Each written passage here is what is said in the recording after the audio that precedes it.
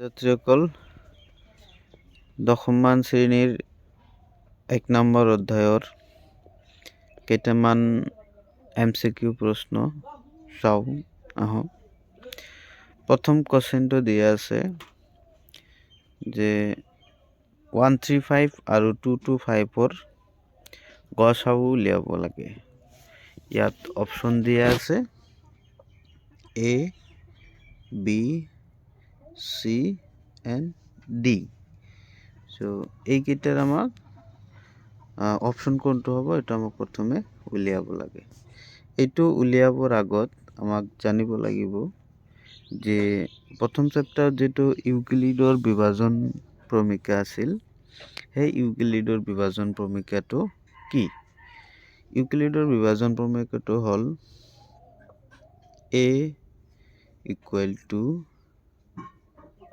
BQ plus R, য'ত এই আৰটো আছিলে কি?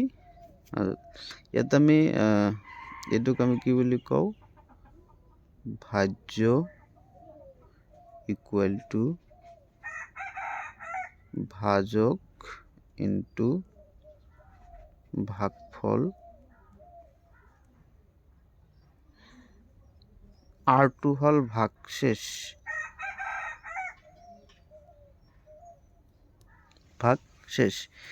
এই কথাটো আমাক মনত থাকিব লাগিব, তেতিয়াহে আমি এই অংকটো সমাধান কৰিব পাৰিম।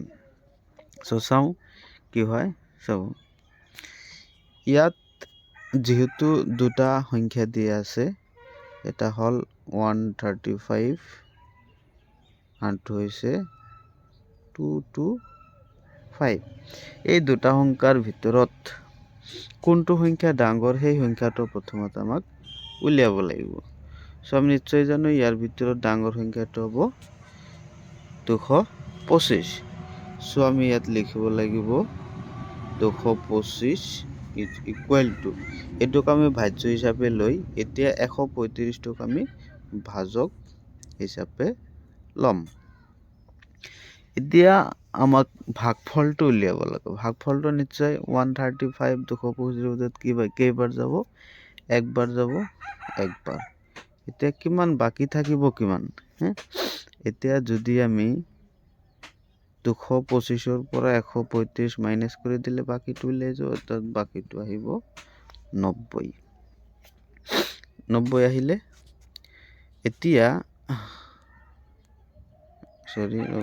মই অলপ 90 থাকিলে এতিয়া এই দুটা সংখ্যাৰ মাজত এতিয়া এইবাৰ নেক্সট লাইনত আমি কি কৰিম? 135ক ভাজ্য হিচাপে ল'ম। ঠিক আছে, 135ক ভাজ্য হিচাপে ল'ম। 135 ইকুৱেল টু 90টোক আমি ভাজক হিচাপে ল'ম। এতিয়া 90 135ৰ ভিতৰত কেইবাৰ যাব?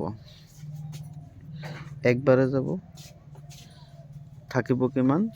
এইটো আমাক লিখিব লাগে।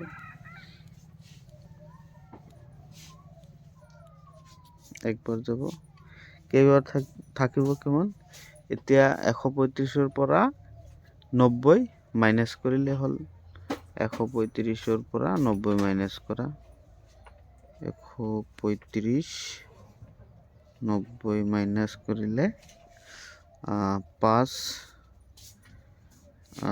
13ৰ পৰা 9 গ'লে 4, অৰ্থাৎ 45 থাকিব।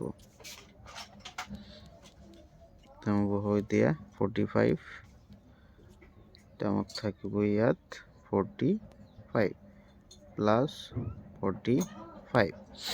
এতিয়া আকৌ এই লাইনটোত চোৱা, 90ক ভাজ্য আৰু 45ক ভাজক হিচাপে লোৱা। এতিয়া